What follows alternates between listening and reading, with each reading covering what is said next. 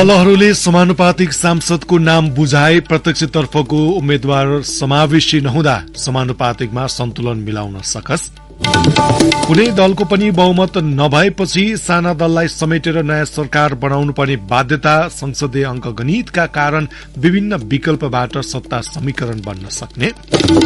निर्वाचन नतिजा आएको केही दिनपछि एमालेद्वारा 14 जना नेता पार्टीबाट निष्कासित, स्वतन्त्र उम्मेदवारी दिएका घनश्याम भूषाल र प्रभु शाह समेत निष्कासनको सूचीमा। पाकिस्तानमा 2 करोड़ भन्दा बढ़ी सर्वसाधारणलाई मानवीय सहायता आवश्यक भएको राष्ट्रसंघको भनाई, सहयोगका लागि अन्तर्राष्ट्रिय समुदायलाई आग्रह।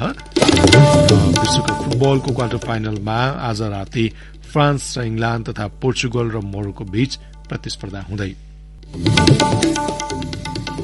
नमस्कार, कान्तिपुर डायरीका साथमा साथी नवीन र म सन्तोष। समाचार अब विस्तारमा। विभिन्न दलहरूले समानुपातिक सांसदको सूची निर्वाचन आयोगलाई बुझाएका छन्। आयोगले आजसम्म दिएको अन्तिम मितिमा दलहरूले समावेशी क्लस्टर अनुसार सांसदहरूको सूची बुझाएका हुन्। समानुपातिकतर्फ पहिलो बनेको नेकपा एमाले आफूले प्राप्त गरेको 34 समानुपातिक सांसदको नाम आयोगमा बुझाएको छ। एमाले समानुपातिकतर्फ 12 पुरूष र 22 महिलाको नाम सिफारिश गरेको हो।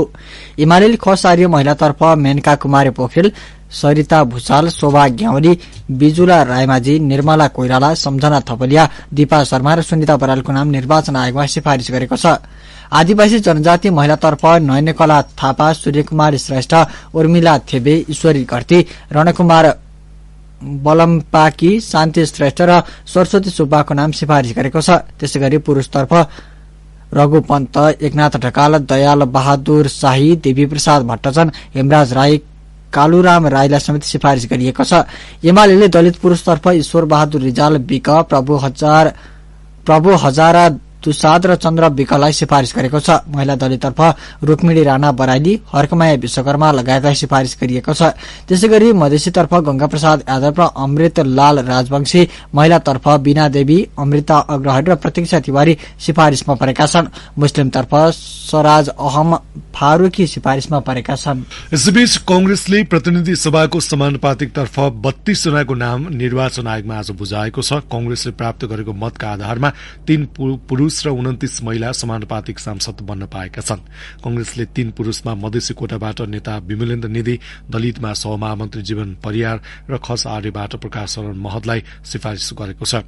कांग्रेसले महिला सांसदका लागि आर्जु राणा देउबा, मञ्जु खाँड, अम्बिका बस्नेत, सरिता परसाई, ईश्वरी न्यौपाने, प्रतिमा गौतम, रमा कोइराला पौडेल, कान्तिका सेजुवाल, मैना रावल कार्कीको नाम पनि सिफारिश गरेको छ।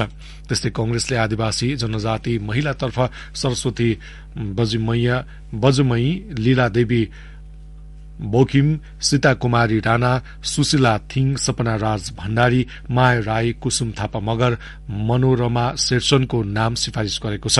त्यस्तै मधेसी महिलातर्फ नागिना यादव, मुक्ता कुमारी यादव, चन्द्रा चौधरी, संगीता मण्डल, निनु कुमारी कर्णको नाम आयोगमा बुझाएको छ।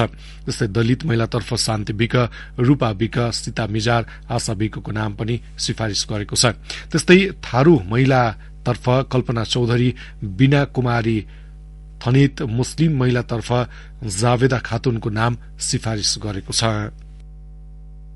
नेकपा माओवादी केन्द्रले समानुपातिकतर्फ 14 सांसदको सूची आयोगमा बुझाएको छ। जस अनुसार खसारी पुरूषमा हितराज पाण्डे, महिलातर्फ विमला सुवेदी, ज्ञानु बस्नेत सुवेदी र नारायणी शर्मालाई सिफारिश गरिएको छ। यस्तै आदिवासी जनजाति महिलामा दुर्गा राई, मीना तामाङ, उर्मिला माझी पौडेल र छिरिङ ल्यामो लामा तामाङलाई सिफारिश गरिएको छ। मधेसी महिलामा मीना यादव, उमरावती देवी यादव, दलित पुरूषमा रणेन्द्र बराली, महिलातर्फ सुशीला त्रिपाली ठाकुरी तथा थारू महिलातर्फ रूपा शोषी चौधरीको नाम आयोगमा पठाइएको छ। त्यस्तै मुस्लिम महिलामा कल्पना मिया समानुपातिक सांसदको सूचीमा पर्नु भएको छ। यसैगरी राष्ट्रिय स्वतन्त्र पार्टीले 13 जना समानुपातिक सांसदको सूची आयोगलाई बुझाएको छ। जस अनुसार दलित समुदायबाट सन्तोष परियार, शिवा नेपाली, जनजाति समुदायबाट ढाका कुमार श्रेष्ठ, इन्दिरा मगर र सुमना श्रेष्ठको नाम सिफारिश भएको छ। त्यस्तै खसारीबाट चन्दा कार्की, डोल प्रसाद अरियाल, मनिषा डाँगे र विनिता कठायतको नाम सिफारिस भएको छ। यस्तै मधेसी समुदायबाट लक्ष्मी तिवारी र मनिषा झा, थारू समुदायबाट अशोक कुमार चौधरी सिफारिस भएका छन् भने मुस्लिम समुदायबाट असीम शाहको नाम सिफारिस भएको छ। उता राष्ट्रिय प्रजातन्त्र पार्टीले 7 सेटमा 2 पुरुष र 5 महिलाको नाम आयोगमा बुझाएको छ। राप्रपाले खसारीबाट पशुपति शमशेर राणा, रोशन कार्की र गीता बस्नेत, आदिवासी जनजाति समुदायबाट बुद्धिमान तामाङ, बिना लामा, मधेसीबाट बिना जयसवाल र दलितबाट अनिता नेपालीको नाम पठाएको हो। यसैगरी जनता समाजवादी पार्टीले 5 जना समानुपातिक सांसदको नाम आयोगलाई बुझाएको छ। जसपाले पुरुषतर्फ प्रकाश अधिकारी, सहनाज रहमान, महिलामा सुशीला श्रेष्ठ, रञ्जु झा र रेखा थापा यादवको नाम आयोगलाई बुझाएको हो।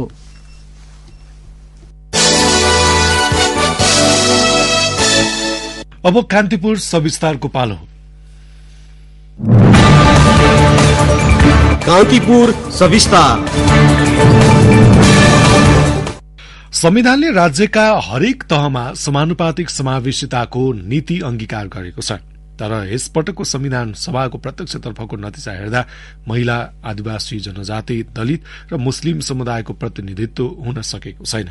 प्रत्यक्षमा ती समुदायबाट धेरै उम्मेद्वार नबनाएका दलहरूलाई समानुपातिको सूची बनाउँदा पनि समावेशी पक्षमा सन्तुलन मिलाउन दबाव परेको छ। प्रतिनिधि सभाको प्रत्यक्षतर्फ 165 सीटमा खस आर्यबाट 79 जना सांसद निर्वाचित हुँदा महिलाको संख्या 9 छ भने दलित समुदायबाट 1 जना मात्र निर्वाचित भएका छन्। मुस्लिम समुदायबाट प्रतिनिधित्व शून्य भएको छ। 57 सीट जितेको नेपाली कांग्रेसमा समावेशिताको अवस्था निकै दयनीय छ। पार्टी तथा संगठनभित्र समावेशिताको दावी गर्ने कांग्रेसभित्र यस पटकको प्रतिनिधि सभा निर्वाचनमा खस आर्य समुदायको वर्चस्व देखिएको छ। कांग्रेसमा 47 जना खस आर्य तर्फबाट निर्वाचित भएका छन्। थारू र महिला तर्फ पनि 1-1 जना सांसद मात्र विजयी भएका छन्। थारू समुदायबाट विजयी हुनेमा 74 का निर्वाचित सांसद तेजुलाल चौधरी हुन् भने कांग्रेसमा 1 मात्र निर्वाचित महिला सीता गुरूङ हुन्। यस्तै संसदमा 44 सीट जित्दै दोस्रो ठूलो दल बनेको नेकपा एमालेको महिला सहभागिता केही सन्तोषजनक देखिएको छ। उसले पनि पार्टीभित्र समावेशितालाई गम्भीरतापूर्वक लिएको पाइँदैन। एमालेमा खस आर्यबाट 24, जनजातिबाट 11, मधेसी समुदायबाट 7 जनाले संसदमा प्रत्यक्षतर्फ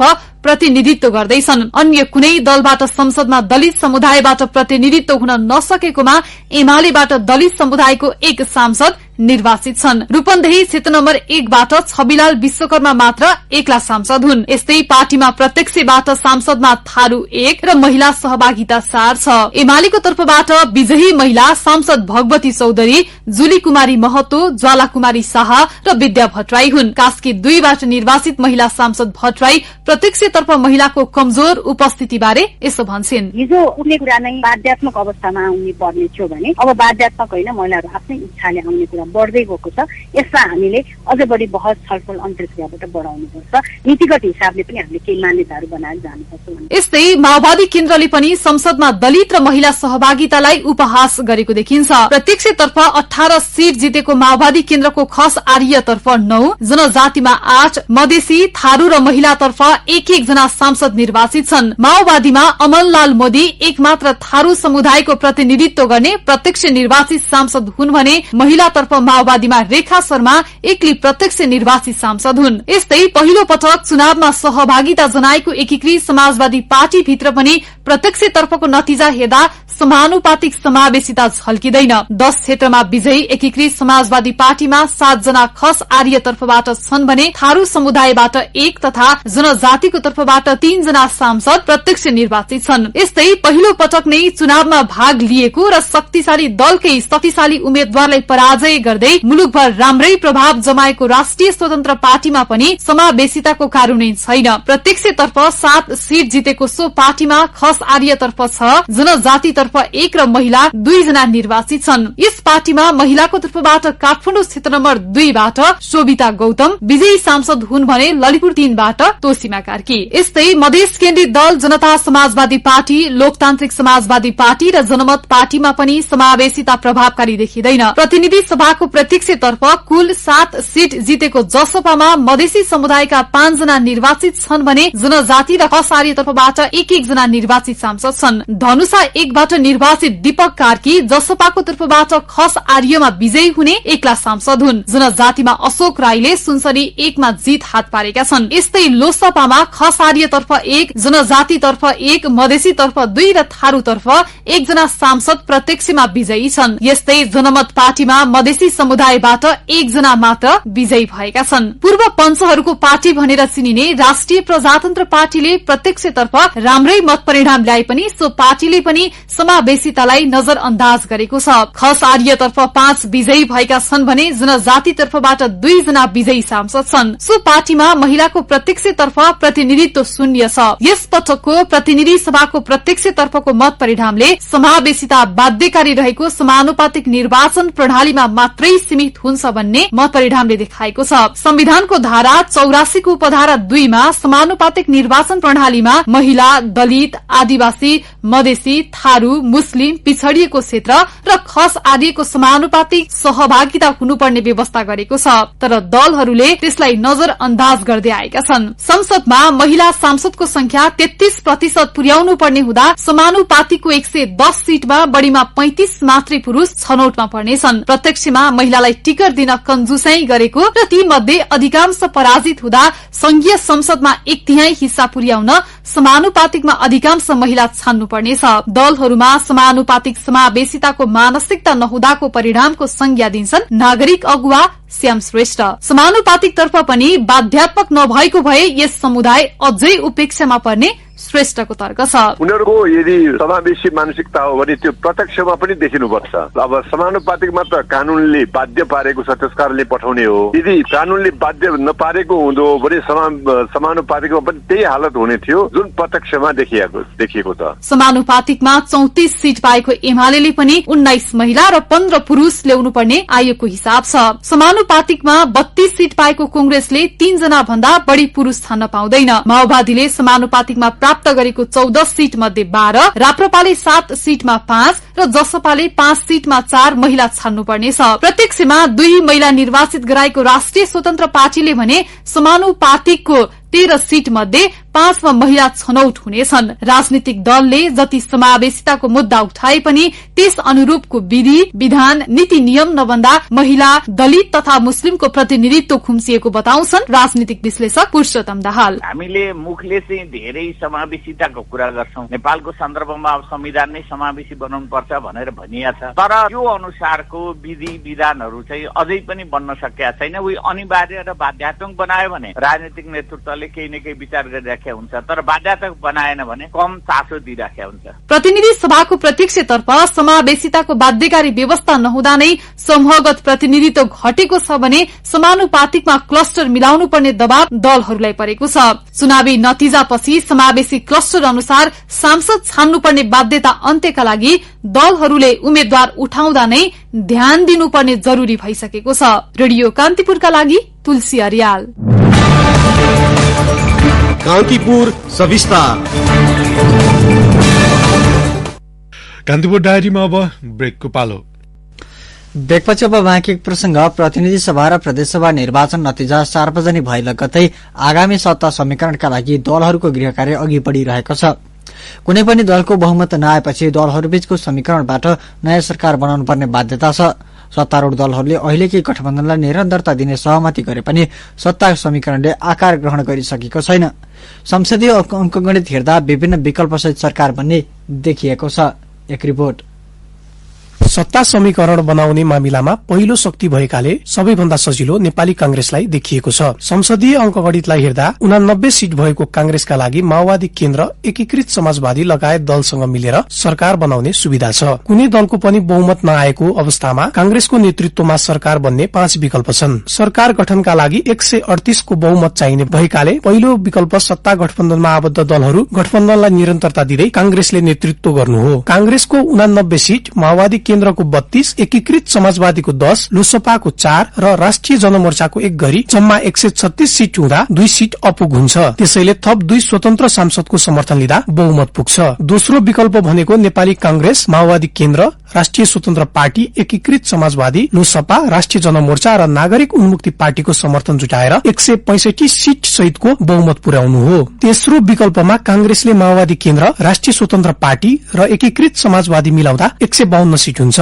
त्यस्तै चौथो विकल्पको रूपमा कांग्रेसले माओवादी केन्द्र र एकीकृत समाजवादी लगायतका कम्युनिष्ट पार्टीलाई बाहिर राखेर पनि सरकारको नेतृत्व गर्न सक्छ। यो विकल्पमा जाँदा कांग्रेसलाई राष्ट्रिय स्वतन्त्र पार्टी, राप्रपा, जसपा, लुसपा र नागरिक उन्मुक्ति पार्टीको समर्थन आवश्यक पर्छ। पाँचौं विकल्पको रूपमा कांग्रेसले माओवादी केन्द्र, एकीकृत समाजवादी र जसपालाई सरकारमा समावेश गराएर नेतृत्व गर्न सक्ने अंकगणित संसदभित्र छ। यो विकल्पबाट सरकार बनाउन 143 सीट सहितको बहुमत तयार हुन्छ। त्यसबाहेक अन्य स्वतन्त्र सांसदको पनि संलग्नता रहन सक्छ। यी विकल्पहरू हेर्दा सत्तारूढ दलहरूबीच सहमति भए माओवादीले पनि नेतृत्व लिन पाउने देखिन्छ। दोस्रो शक्तिको रूपमा आफूलाई संसदमा उभ्याएको एमालेलाई पनि सरकार बनाउने आधार भने पर्याप्त छ। एमालेसँग आफ्नो नेतृत्वमा सरकार बनाउन 4 विकल्प उपलब्ध छ। एमालेको नेतृत्वको सरकार बन्ने पहिलो विकल्प माओवादी केन्द्र, एकीकृत समाजवादी र राप्रपाको समर्थन हो, जसबाट 134 सीट पुग्छ र आवश्यक 4 सीट स्वतन्त्र सांसदबाट जुटाउन सक्छ। त्यस्तै दोस्रो विकल्पमा एमालेले माओवादी केन्द्र,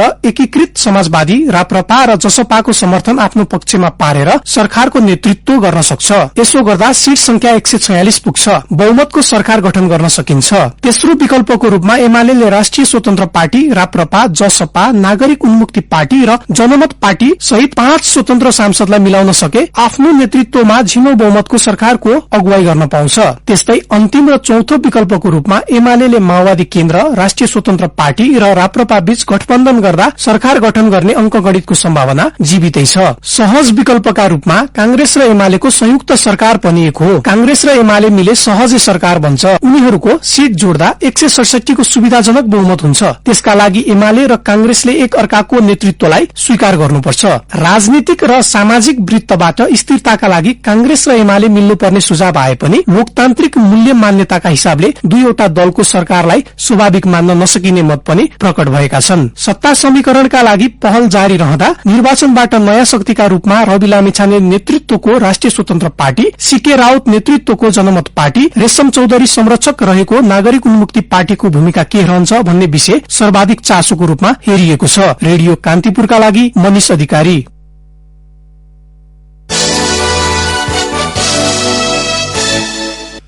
पार्टीको अनुशासन उल्लंघन गरेको भन्दै नेकपा एमाले पूर्व 2 स्थायी कमिटी सदस्य सहित 14 जना केन्द्रीय स्तरका नेताहरूलाई निष्कासन गरेको छ।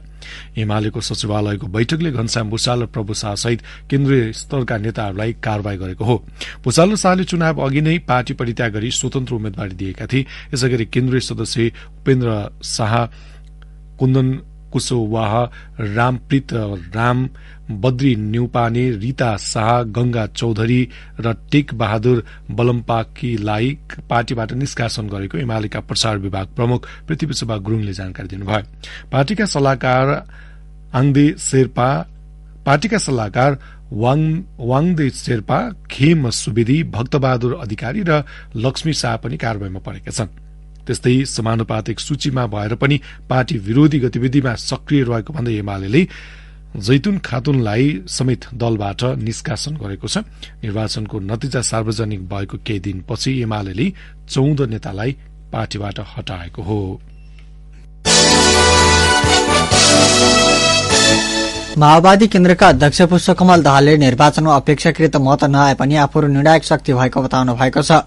अपेक्षा भन्दा फरक मत आए पनि आफूहरूको राष्ट्रिय राजनीतिको यात्रामा आँच नआउने दाहालको भनाइ छ। काठमाडौँमा आयोजित कार्यक्रममा उहाँले भन्नुभयो, श्रममा पक्कै पनि हामीले सोचेको जस्तो, हामीले अपेक्षा गरेको जस्तो भएन। त्यो साँचो कुरा हो। त्यसका कारणहरूको खोजी, त्यसको समीक्षा पनि हामी गर्दैछौँ। तर हामी खुम्च्यौँ भन्नुको मतलब यो होइन कि राष्ट्रिय राजनीतिमा हाम्रो भूमिका अब खुम्च्यो भन्ने चाहिँ होइन। राष्ट्रिय राजनीतिमा भूमिका भने अहिले पनि हाम्रो केन्द्रीय नै छ र त्यसलाई कसैले खोज्न सक्ने स्थिति देखिएको छैन। त्यसकारण हामीले निराशा बाँड्नु पर्ने, हामी बरु चाहिँ चिन्तित हुनुपर्ने पनि छैन।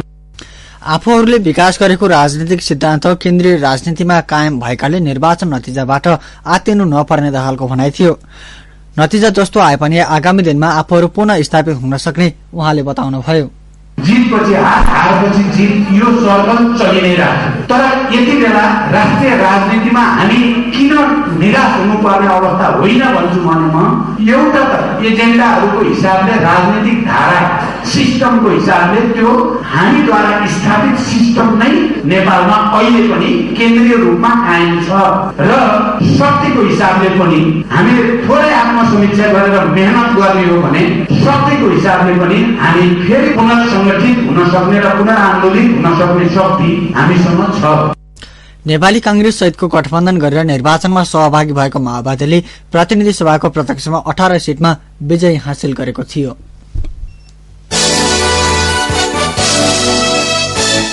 एकीकृत समाजवादी पार्टीले विभिन्न प्रदेश सभामा प्राप्त 9 सीटका लागि समानुपातिक सांसदको सूची आयोगमा आज बुझाएको छ, जस अन्तर्गत प्रदेश नम्बर 1 मा विद्या चामलिङ राई, मध्य प्रदेशबाट रत्नेश्वर गोइत यादव, किशोर देवी र लक्ष्मी देवी, बागमती प्रदेशबाट मायादेवी शर्मा, ओम कुमारी श्रेष्ठ, लुम्बिनी प्रदेशबाट भगवती अधिकारी, कर्णाली प्रदेशबाट कल्याणी खड्का र सुदूरपश्चिम प्रदेशबाट माया पन्तको नाम आयोगमा बुझाएको हो।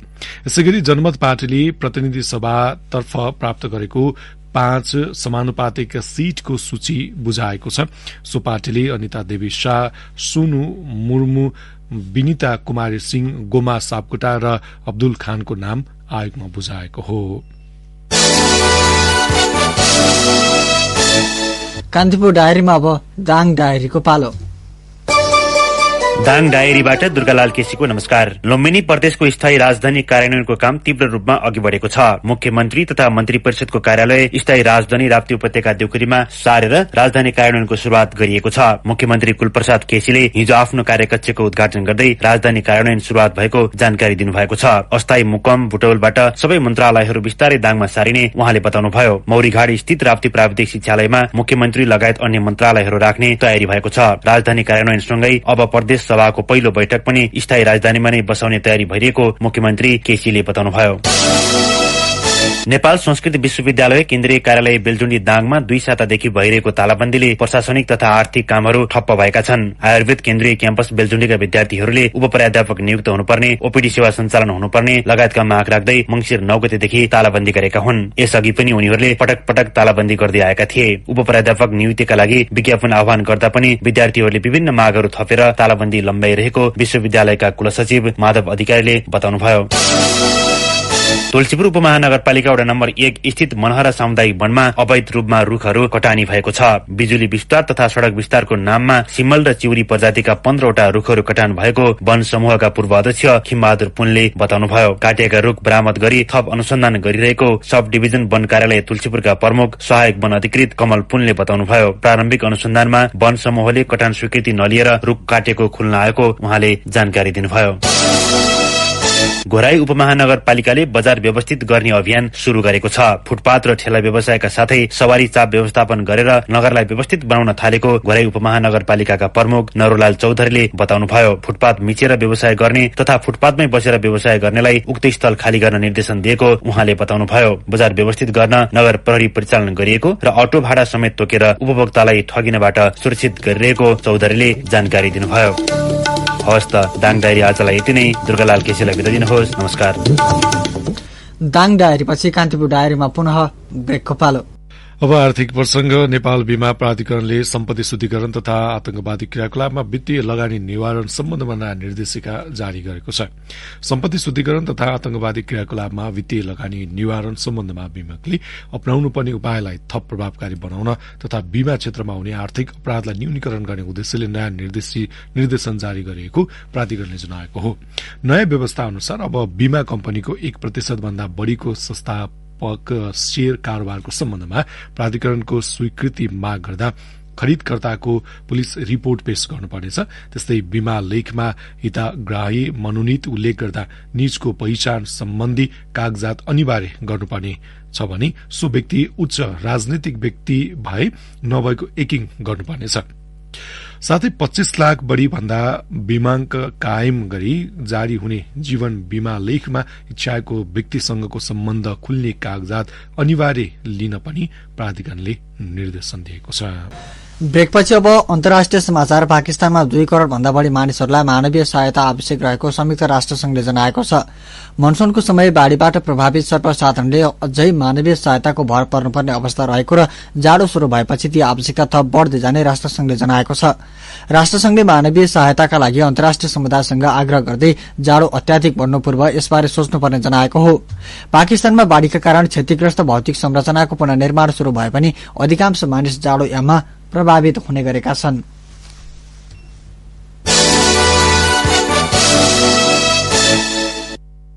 अब खेल प्रसंग। नेपालगंज म्याराथनको 8औं संस्करणको उपाधि त्रिभुवन आर्मी क्लबका खड्गसिंह खड्काले जितेका छन्। नेपालगंजमा आज भएको म्याराथनमा खड्काले निर्धारित दूरी 2 घण्टा 20 मिनट 28 सेकेण्डमा पूरा गर्दै उपाधि उचालेका हुन्। गत वर्ष दोस्रो भएका आर्मीकै नरेन्द्र राउत यसपटक पनि दोस्रो भए। उपाधिसँगै आर्मीका खड्गले 1,50,000 रूपियाँ पदक र प्रमाणपत्र प्राप्त गरेका छन्। दोस्रो भएका नरेन्द्रले 60,000, तेस्रो भएका मोहन देवले 30,000 रूपियाँ प्राप्त गरेका छन्। त्यस्तै महिला हाफ म्याराथनको उपाधि भने बागमती प्रदेशकी सन्तोषी श्रेष्ठले जितेकी छन्। नवौं राष्ट्रिय खेलकुदकी दोहोरो स्वर्णधारी सन्तोषीले निर्धारित दूरी 1 घण्टा 16 मिनट 41 सेकेण्डमा पूरा गरिन्। भारतकी अञ्जली चौहानी दोस्रो र अन्जु खड्का तेस्रो भइन्। च्याम्पियन बनेकी सन्तोषीले 60,000 रूपियाँ, दोस्रो भएकी अञ्जलीले 30,000 तथा तृतीय स्थान हासिल गरेकी अन्जुले 15,000 रूपियाँ प्राप्त गरेका छन्। त्यस्तै 5 किलोमिटर दौड़को महिलातर्फ नेपाल पुलिसकी राजपुरा पछाई प्रथम राममाया बुढा दोस्रो र विमला कार्की तेस्रो भइन्। पछाईले 15,000, बुढाले 10,000 र कार्कीले 7,000 नगद प्राप्त गरेका छन्।